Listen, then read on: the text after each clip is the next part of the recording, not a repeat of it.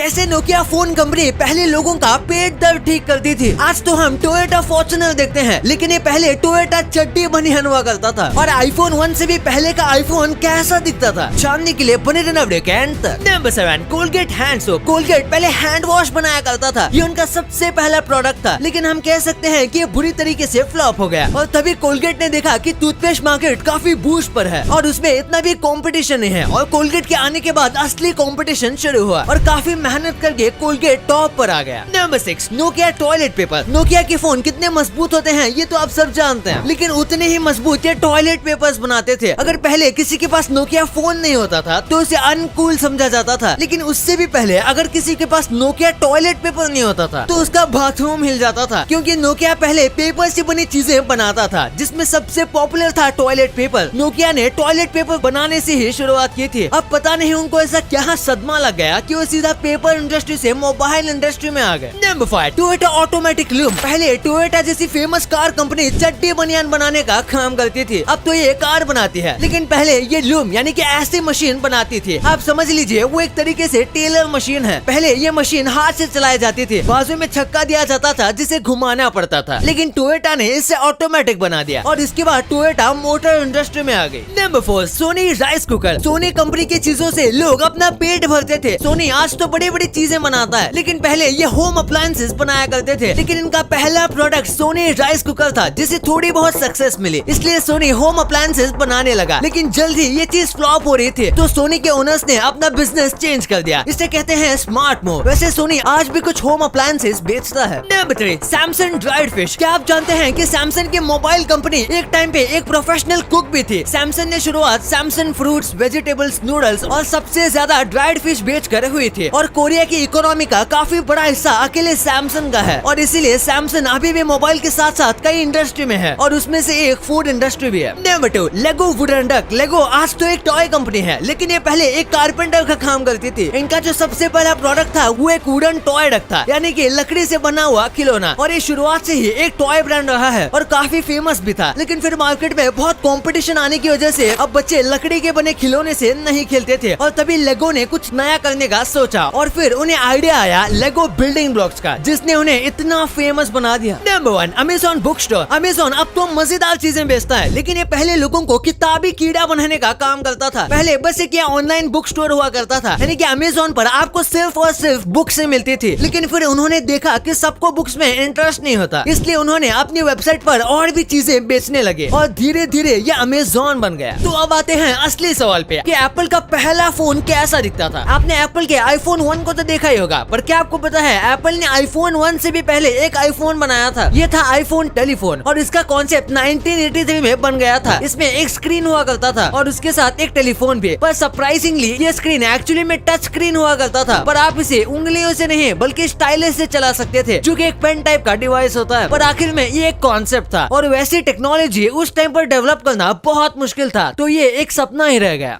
अगर आपको वीडियो पसंद आए तो इस वीडियो को लाइक कर देना, और ऐसे ही इंटरेस्टिंग वीडियोस आगे भी देखने के लिए हमारे चैनल को सब्सक्राइब करना, और इस वीडियो को अपने दोस्तों के साथ शेयर भी करना। And thanks for watching.